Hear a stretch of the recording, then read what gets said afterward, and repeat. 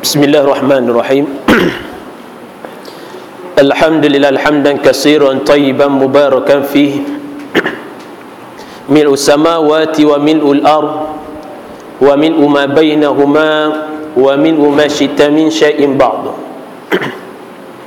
Allahumma salli ala Sayyidina Muhammad al-Fatih lima ukhliq wal khatim lima sabaq wal nasiril haqq bil haqq wal hadi ila siratikal mustaqim wa ala ali haqqi qadrihi wa miqdarihi al-azim. Qala rabbi shrah li sadri wa yassir li amri wahlul 'uqdatam min lisani yafqahu qawli. Qala subhanaka la 'ilma lana illa ma 'allamtana innaka antal alimul hakim. Amma ba'du. Assalamualaikum warahmatullahi wabarakatuh. Tuan-tuan hadirin dan hadirat yang dirahmati Allah Subhanahu wa taala, bersyukur kita kepada Allah Subhanahu wa taala kerana dengan limpah kurnianya pada malam ni Allah Subhanahu wa taala masih lagi memberi kita dengan kekuatan untuk kita sama-sama melangkahkan kaki kita daripada rumah untuk menuju dalam rumah dia ni. Kita sama-sama dapat sembahyang berjemaah, sembahyang pula sambung dengan sembahyang sunat tarawih. Kemudian kita dengar sikit peringatan, kemudian sambung pula dengan tarawih. Ada hak sambung, ada tak sambung dah, keluar setengah pada hari dah kan. Hak sambung, lepas tu kita sambung dengan witir pula. Alhamdulillah, hatu antaranya Allah Subhanahu wa taala nak bagi kepada kita, nak mengangkat darjat kita daripada orang-orang yang beriman. Allah Subhanahu wa taala sebut kepada kita, yarfa'illahu alladhina amanu minkum walladhina utul ilma darajat. Allah nak bezakan antara darajat orang yang beriman dan orang yang beriman dan diberi dengan ilmu oleh Allah Subhanahu wa taala. Al-Imam Ghazali sebut antara satu darajat dengan darajat yang lain mengambil masa selama 500 tahun perjalanan. Dia nak beza orang yang berilmu dengan orang yang berilmu, dan orang yang beriman dan orang yang beriman lagi pula dia berilmu. 500 tahun perjalanan satu darajat, tapi dalam ayat tu Allah SWT sebut dengan pelbagai ataupun banyak darajat. Mana kata kali dengan 500 tahun perjalanan punya tinggi. Allah SWT nak angkat darajat kita pada malam ni, insya-Allah tuan-tuan. Tadi dia pesan, dia kata ustaz bagi sikit sudah. Nak pun tak ambil panjang, insya-Allah malam ni 10 minit untuk mukadimah. Setengah jam lagi ataupun sejam tu kita ambil untuk tazkirah kita kan. Tuan-tuan hadirin dan hadirat yang dirahmati oleh Allah Subhanahu wa taala, Allah Subhanahu wa taala sebut dalam ayat Al-Quran surah Al-Baqarah ayat 183. Ni pun orang ramai duk bertikai dah. Dia kata kami ni jeluak dah ustaz. Tahu jeluak kan? Sini panggil apa dah? Jeluak dah. Budak-budak baby dah. Keluar kita duk lah. Jeluak dah duk dengar ayat ni ya, 183 ni surah Al-Baqarah. Bulan puasa kira 30 hari 30 kali ustaz duk baca ayat ni sedia.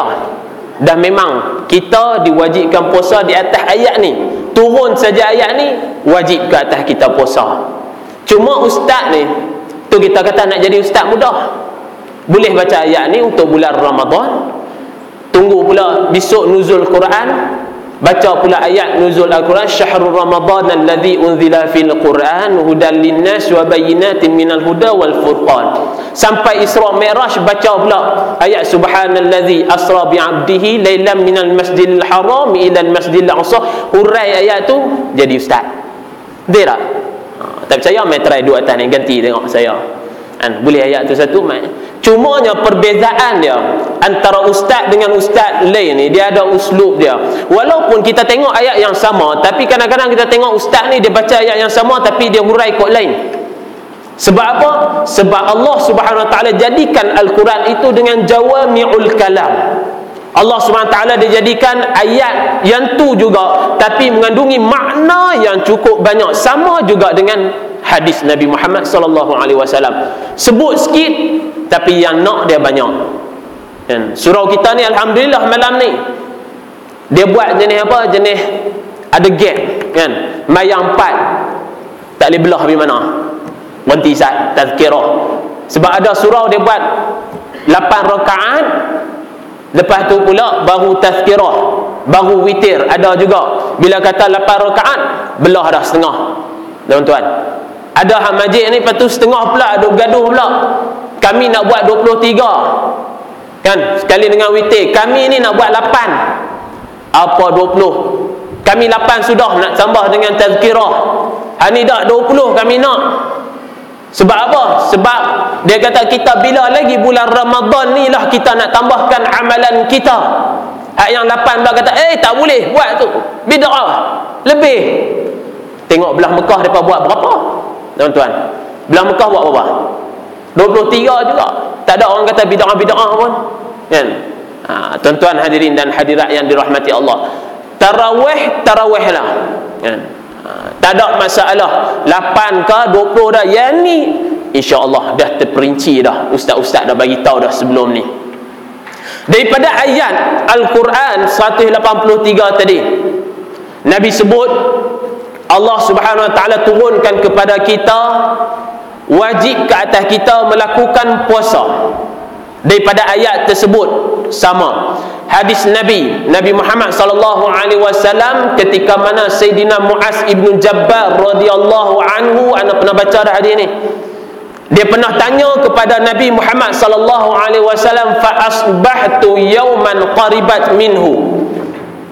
Bila kata satu pagi Sayyidina Muaz ibn Jabal keluar daripada masjid beserta dengan Nabi Muhammad, dan dia duduk berdekatan dengan Nabi Muhammad, wa nahnu nasir, dan kami ni dalam perjalanan untuk pulang ke rumah kami masing-masing.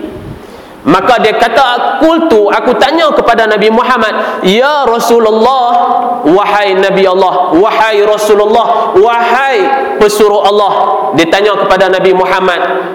Dia tanya apa kepada Nabi Muhammad? Tanya tentang, ya Rasulullah, akhbirni bi'amalin yudkhilul jannah wa yuba'iduni 'anil nar. Ya Rasulullah, tolong ajak kepada aku dengan benda apa yang boleh membuatkan aku ini masuk ke dalam syurga kamu dan menjauhkan aku daripada api neraka kamu. Hadis tu. Hadis tu biasa baca dah sini. Hak mana yang ingat lah. Hak main duk dengar kuliah ni, mereka ingat tu. Biasa tak? Mereka tak tahu. Apa punya cerai. Biasa baca dah. Saya balik, buka balik, ada. Hari ni tengok ramai kita ambil balik hadis tu. Sebab ramai yang tak pernah ada sebelum ni, kan? Jadi nampak ramai, kita baca balik hadis tu. Dia tanya kepada Nabi, Sayyidina Muaz bila dia duduk, jenis sahabat ni bila kata duduk dengan Nabi Muhammad sallallahu alaihi wasallam, maka dia akan tanya dengan sesuatu yang boleh mengangkat darjat dia. Ibu-ibu kita, dia tanya dengan sesuatu, benda apa yang boleh aku ni buat, bila kata aku buat dengan perbuatan tu, aku akan masuk dalam syurga Allah SWT dan aku akan jauh daripada api neraka. Kan? Kita kalau duduk dengan ustaz-ustaz agak-agak macam mana? Tambah pula tuan-tuan ni tak tahulah, kan? Rasa-rasa lebih kurang sama. Bila kata duduk dengan ustaz-ustaz ni mesti ada soalan-soalan. Tambah-tambah pula dia mesti duk pergi cari ustaz jenis kahwin 2, jenis kahwin 3. Nanti dia tanya ustaz, macam mana boleh kahwin 2, macam mana boleh kahwin 3. Setelah itu jumpa dengan ustaz, dia kan ambil satu benda peluang, kan? Peluang yang ada, tanya dengan amalan apa yang kami boleh buat, apa benda yang kami boleh buat, sesuatu zikir apa yang boleh kami amalkan, benda apa yang kami buat boleh kami ni lebih hampir kepada Allah Subhanahu Wa Taala. Tapi tak, depa jenis ni akan jumpa, depa akan tanya petua-petua, kan? Ini pun satu masalah agak. Cakap bonti surau kita ni. Tuan-tuan hadirin dan hadirat yang dirahmati Allah, bila kata ditanya kepada Nabi Muhammad sallallahu alaihi wasallam, Nabi sebut kepada Sayyidina Muaz ibn Jabal, hang ni telah tanya aku dengan satu perkara yang cukup besar. Tas'alni an azim, dengan satu perkara yang cukup besar. Tapi fa innahu la yasirun ala man yassarallahu alaihi. Nabi sebut, walaupun hang tanya dengan aku satu benda yang besar, iaitu satu benda yang bila buat boleh masuk dalam syurga dan boleh dijauhkan dengan api neraka, tapi Allah Subhanahu Wa Taala dia akan mempermudahkan dengan siapa-siapa yang dia nak mempermudahkan. Kita hari ni betapa ramai tadi yang dia pun niat nak mai duduk dengan kita pada malam ni. Tuan-tuan, ada keluar tu, betapa ramai hari ni. Lepas saja buka-buka puasa tu, dia bubuh dengan cendol, dia bubuh pula ke atas dengan ayat poligami. Ada lagi ayat poligami, belah ni tak keluar lagi kot. ayam poligami, campur 3 jenis ayam, campur pula dengan ayam apa lagi, semua dia bubuh, dia kenyang, dia kata, sayang, abang nak tidur 5 minit tak, saya gerak.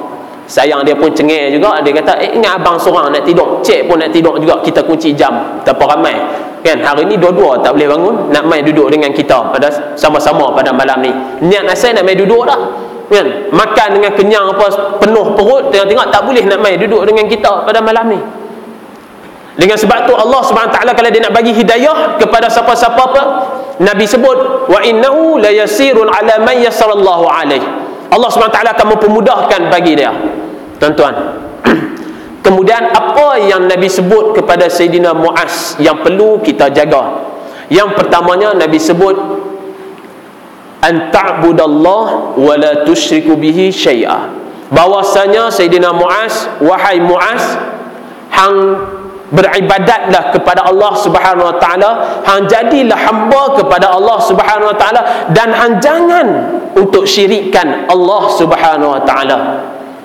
Tuan-tuan, hari ini kalau kita tengok daripada satu konteks asal, kalau kita tengok yang syirik-syirik ini adalah menduakan Allah Subhanahu Wa Taala daripada mana sudut sekalipun, sama ada daripada sudut perkataan, i'tiqad kita ataupun perbuatan kita, duduk saja-saja pergi sembah tokoh lain, tak boleh, maka dia dikatakan sebagai syirik. Sama juga orang yang mensyirik dan tidak mempercayai kepada apa yang diturunkan oleh Allah Subhanahu Wa Taala.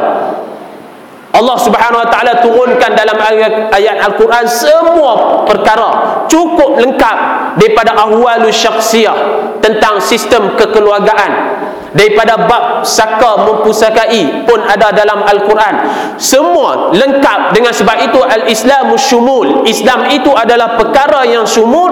Tiba-tiba kita nak tolak salah satu daripada bab yang berada di dalam Al-Quran, maka kita telah melakukan satu syirik ataupun satu perbuatan yang besar kepada Allah Subhanahu Wa Taala.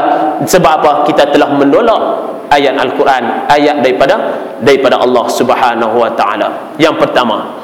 Yang kedua, Nabi sebut kepada Sayyidina Muaz, hang nak masuk dalam syurga Allah SWT, hang nak jauh daripada api neraka, hang sembahyang. Nabi sebut yang kedua. Maka kita hari ini alhamdulillah, kita kadang-kadang boleh jaga dengan 5 waktu kita sehari semalam. Kita sembahyang cukup waktu, cukup rakaat, kita jaga dengan semua rukun daripada sudut rukun, semua syarat daripada sudut syarat, kita jaga dengan lengkap. Yang tu adalah platform untuk kita nak bertemu dengan Allah Subhanahu Wa Taala. Yang ketiga, Nabi sebut kepada Sayyidina Muaz, wa tasumur Ramadan, dan juga berpuasa di bulan Ramadan. Hak ni yang kita nak bincang, tuan-tuan, pada malam ni. Hak tadi tu muqaddimah tu kita kata 10 minit muqaddimah, hak yang bincang kita lagi 30 minit. Tuan-tuan, boleh tak? Tengok muka berkerut dengar bunyi 30 minit. Sat ya noh, sat. Wa tasumur Ramadan, maka ulama meletakkan 3 perkara ataupun asal daripada perkataan bagi saum, as-siyam. Dalam ayat Al-Quran Allah SWT sebut dengan as-siyam, kutiba alaikumus siyam kama kutiba alal ladzina min qablikum. Dalam hadis ada yang sebut dengan saum, dan juga perkataan as-saumun, asal dia ialah sawama, sad, waw dan juga mim. Maka ulama menetapkan bagi 3 perkataan ini, iaitu sad, waw dan mim, ada makna-makna dia yang tersendiri. Antaranya ulama sebut bagi huruf sad, huruf sad ini adalah as-sabru, iaitu kesabaran. Sabar.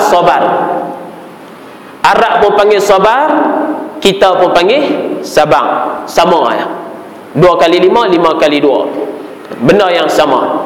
Sabar ataupun sabar. Maka ulama letakkan kepada kita as-sabar, as-sabru terbahagi kepada 3, tuan-tuan. Dalam kehidupan kita dengan sabar ini ada 3 jenis macam. Yang pertamanya, ulama sebut sabar dalam kita nak melakukan ketaatan kepada Allah Subhanahu Wa Taala. Hari ni yang mana yang duduk dalam ni dia sabar untuk melakukan ketaatan kepada Allah Subhanahu Wa Taala. Kalau dia tak sabar, tadi lepas saja parukaan dia belah dah. Hatu yang tak sabar sikit. Tak sabar langsung tadi dia tak main terus. Itu tak sabar langsung. Kita yang duduk dalam ni, Allah SWT bagi kekuatan kepada kita dan kesabaran kita untuk sama-sama duduk dalam majlis ni. Kita nak habiskan sampai lagi hujung majlis kita. Lepas daripada sembahyang sunat witir, kita pakat berselerak ataupun berlerai kan, sama-sama. Kita sabar dalam melakukan ketaatan kepada Allah Subhanahu Wa Taala. Orang suruh jadi sembahyang, Allah SWT suruh kita ni pada waktu malam kita sembahyang dengan tarawih, pada waktu siang kita berpuasa di bulan Ramadan. Dan hari ni kita tengok mula saja bulan Ramadan, maka kita berjumpa dengan panas. Pasal tak tahu kok belah-belah sini hujan kah? Belah Bertam tak ada turun hujan kan? Tok Tawak dengan Bertam ni tak jauh, sama dekat ni. Mana tahu kok turun kat sini saja, kami belah sana tak turun ke? Waliullah ramai kok ni ke? Mana nak tahu kan? Belah sana tak turun. Mana kata awal mula saja bulan Ramadan stop hujan, kita pun pelik. Sebab apa benda ni? Kalau kita cek balik, kita buka balik kitab, kita tengok balik, oh rupa-rupanya Ramadan ya Allah SWT jadikan. Ulama dah sebut dah, antaranya Ibn Faris, antaranya Abdullah Ibn Ayyad dan beberapa ulama lagi yang sebut Ramadan rad min dad, asal dia membawa makna kepanasan. Baru kita tahu, oh rupa-rupanya macam tu.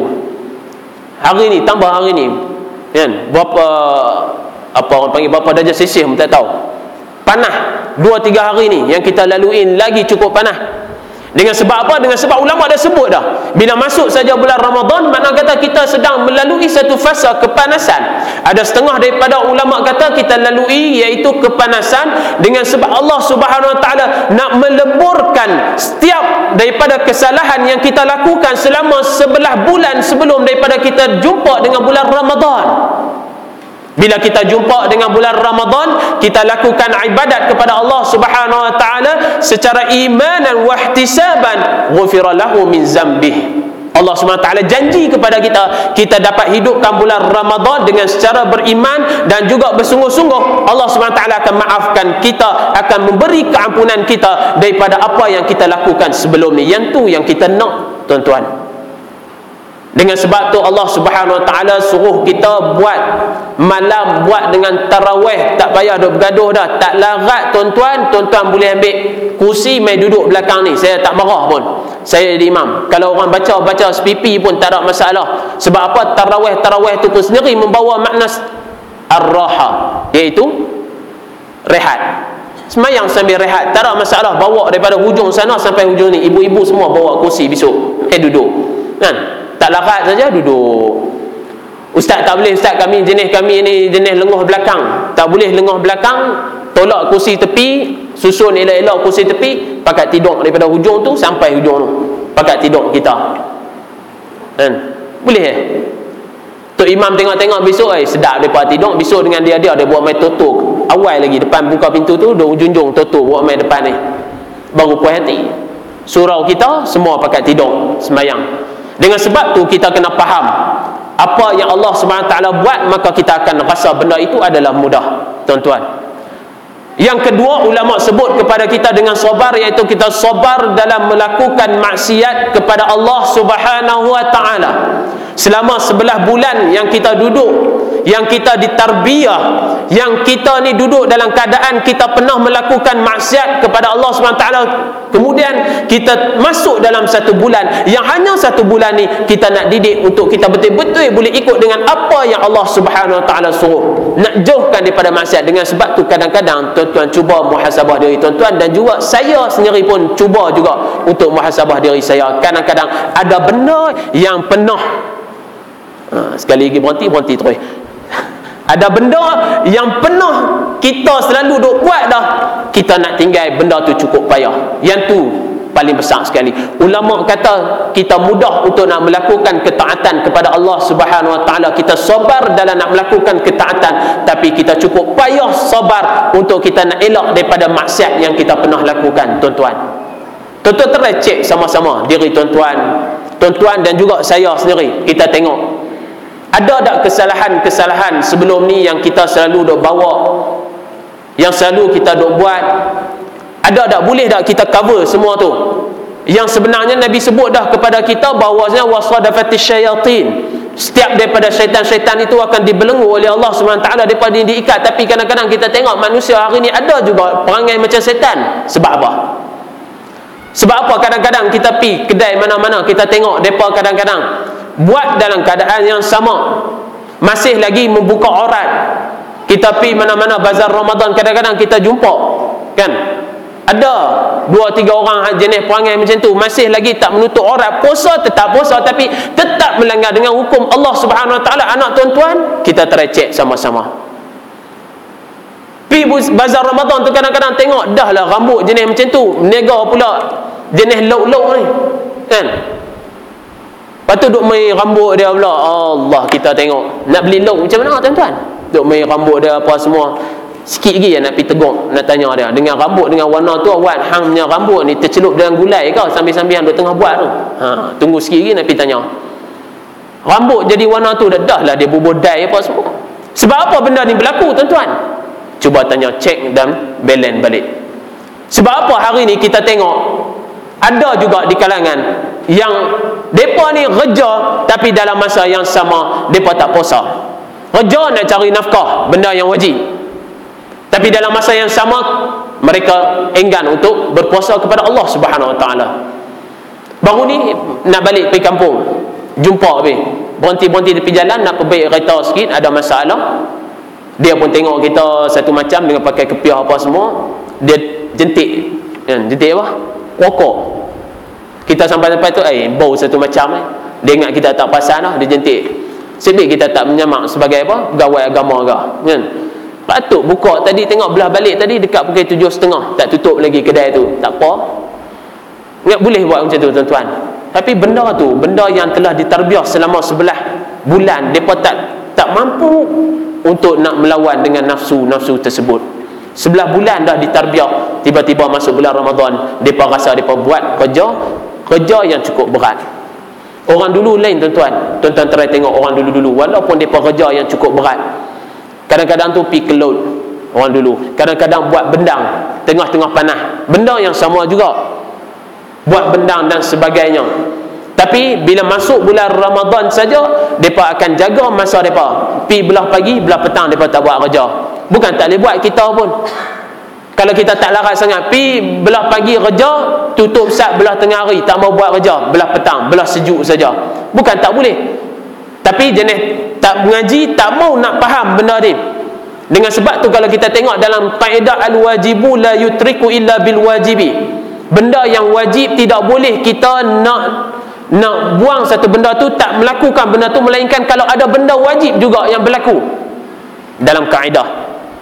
Kalau kata dia tu kan, benda yang dalam puasa ini ada benda yang diwajibkan bagi setiap muslimin tanpa ada keuzuran. Kalau dia tak ada keuzuran, mana kata wajib ke atas dia kena buat. Tapi kalau kata dia kerja tak tera mana pun tuan-tuan, daripada awal lagi dia dah mindset dah, dia kata aku tak mau puasa hari ni sebab apa? Satgi aku nak kena angkat enjin dan sebagainya. Tu dalam bab baiki kereta kan, aku nak angkat enjin apa, awal-awal lagi dia dah letak, walaupun diri dia tu mampu lagi untuk berpuasa, maka tak layak untuk diri dia buka puasa. Tak boleh kerja apa sekalipun, walaupun kerja buat rumah, dia kena juga puasa. Dan apabila sampai satu tahap, bila dia betul-betul dah buat kerja, dia tak larat dah, sampai rasa kalau aku tak makan maka aku akan mati, maka ketika itulah al-wajibu yutruku bil wajibi. Kita boleh dengan sebab apa? Dengan sebab takut kita ni, diri kita mengalami kematian ataupun kesusahan, maka kita boleh buka puasa ketika tu. Kalau awal-awal lagi tak boleh, kena puasa macam mana pun. Yang ni kena tegur juga tuan-tuan. Kalau ada sahabat-sahabat kita yang perangai macam tu, tolong tegur sat, takut sampai ke kita pun kena juga. Tambah saya duduk belah-belah Teluk Tawang tu, belah tepi pantai tu lagi nampak GPH. Tuan-tuan tahu geng plastik hitam, GPH, bukan GST, GPH, geng plastik hitam. Geng ni pun ramai juga, jenis beli-beli.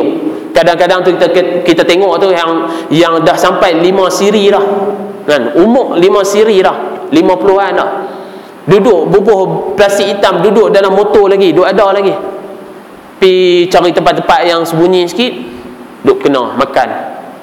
Tuan-tuan, benda yang mana yang mereka ni tak jumpa lagi, orang kata, ataupun wallahu alam, apa yang depa nak dan apa yang depa boleh buat sesuatu tu, depa rasa depa boleh sembunyi daripada Allah Subhanahu wa taala. Yang ketiga daripada sad, iaitu sabar, itu ulama sebut iaitu kita sabar dalam menghadapi musibah atas diri kita. Kena sabar walaupun kena apa sebahagian musibah, walaupun hari ni kita puasa dalam keadaan panas, walaupun kita ni bekerja dan sebagainya, maka kita kena sabar dalam menempuh puasa kita. Kemudian ulama sebut huruf waw al-wiqayah, iaitu perlindungan, penjagaan daripada diri kita.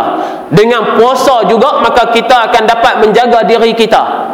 Dengan sebab tu Al-Imam Ghazali rahimahullah ta'ala dalam kitabnya Bimbingan Mukmin, dia sebut 6 perkara yang kena kita ni, kalau kita boleh jaga dengan 6 perkara ni, nescaya kita akan mendapat apa yang dikatakan oleh Allah SWT dengan di kalangan orang-orang yang muttaqin. Kita akan diangkat darjat kita untuk berserta dengan orang-orang yang muttaqin. Kita jaga 6 perkara ni, insya-Allah puasa kita yang kita serahkan kepada Allah Subhanahu Wa Taala adalah puasa yang cemerlang, gemilang dan terbilang, tuan-tuan. Yang pertamanya Imam Ghazali sebut, kita kena jaga dengan mata kita, pejamkan mata kita. Pejamkan mata kita, mana kata kita tak tengok dengan segala kemaksiatan kepada Allah Subhanahu Wa Taala. Jangan pejam masa ni. Pejam dekat luar, kan? Saya hidup pejam dalam ni pula, Ustaz Samudin suruh pejam. Pejamkan mata kita daripada kemaksiatan kepada Allah Subhanahu Wa Taala. Yang dulu kita duk tengok televisyen cerita Doraemon apa semua tu, sat berhenti, sat pejam mata, baca dengan ayat-ayat Al-Quran.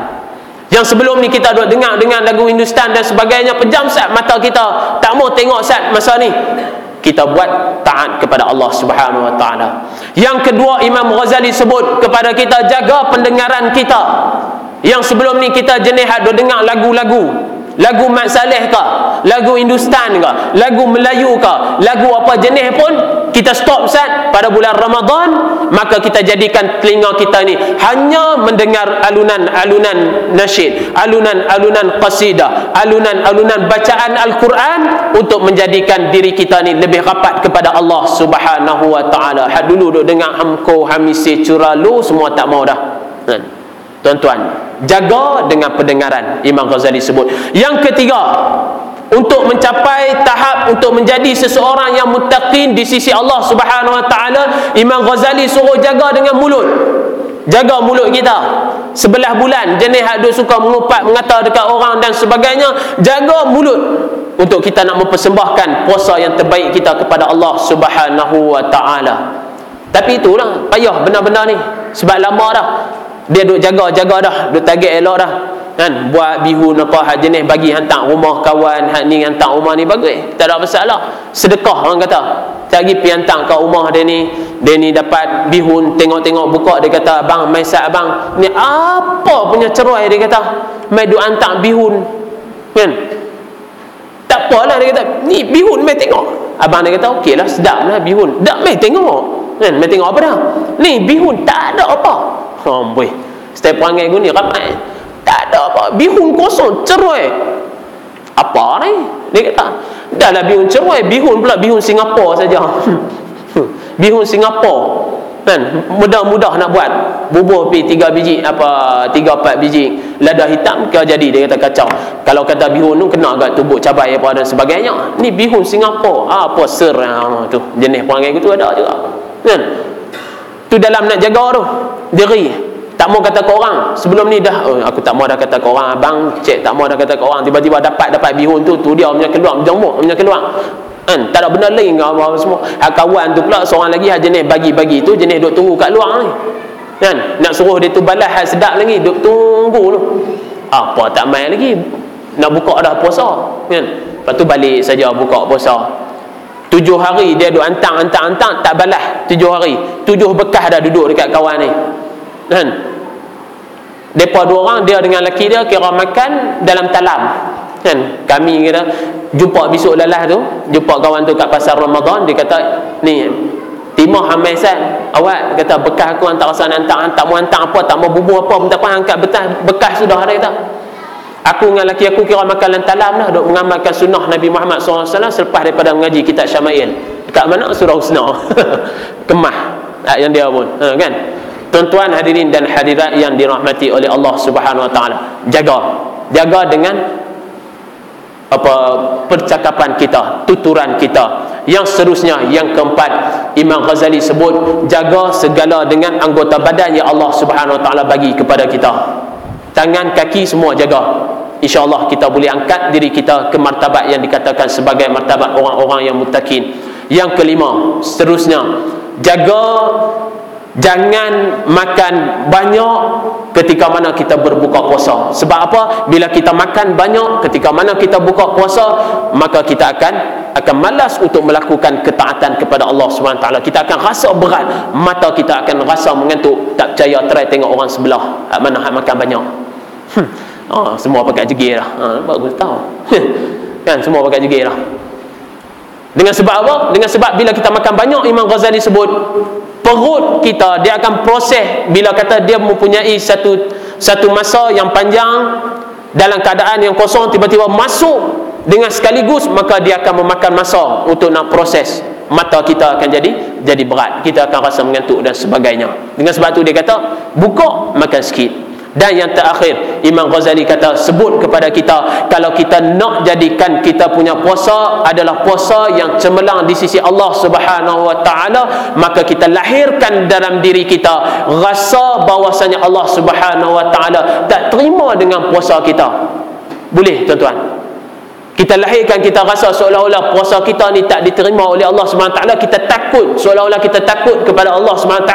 Apabila kita buat macam tu, nescaya kita akan buat semua perkara dalam pekerjaan kita untuk kita hantar kepada Allah SWT dalam bentuk yang terbaik sekali di sisi Allah SWT. Ibu-ibu, bapa-bapa, hadirin dan hadirat yang dirahmati Allah, kita boleh jaga dengan benda ni. Yang pertamanya, kesabaran. Ada tiga bentuk kesabaran tadi. Yang pertamanya, sabar dalam melakukan kebajikan. Yang kedua, sabar dalam kita untuk nak melawan kemaksiatan kepada Allah SWT. Dan ketiga, kita sabar dalam musibah. Kemudian kita jaga pula daripada sudut wiqayah, jaga diri kita daripada 6 bentuk perkara yang disebut oleh Al-Imam Ghazali. Maka kita akan sampai satu bentuk, iaitu mim pada saumun itu, iaitu mardatillah, keredaan yang dicari kita untuk kita hampir kepada Allah Subhanahu Wa Taala, iaitu keredaan daripada Allah Subhanahu Wa Taala. Cukuplah sekadar itu untuk malam ini tazkirah ringkas kita. Mudah-mudahan ianya mengandungi pengajaran dan pedoman untuk diri saya dan tuan-tuan yang hadir pada malam ini. Apa yang baik itu datangnya daripada Allah Subhanahu Wa Taala, dan apa yang buruk itu datang daripada diri sendiri. Wal hayya tetap datang daripada Allah Subhanahu Wa Taala. Aqulu qali hadza wa astaghfirullahal azim li wa lakum wa lisairil muslimin wal muslimat. Fassalamu alaikum warahmatullahi wabarakatuh. Bismillahirrahmanirrahim. Alhamdulillah rabbil alamin, wassalatu wassalamu ala asyrafil anbiya'i wal mursalin wa ala alihi wa sahbihi ajma'in. Allahumma ja'alna jam'an hadhihi jam'an marhuma wa tafarruqna min ba'di tafarruqan ma'suma. Allahumma shalli wa izzal muslimin wa ansuril mujahidin fi kulli makan wa fi kulli zaman. Wa sallallahu ala sayidina Muhammad wa ala alihi wa sahbihi ajma'in. Walhamdulillahi rabbil alamin. Taqabbalallahu minkum.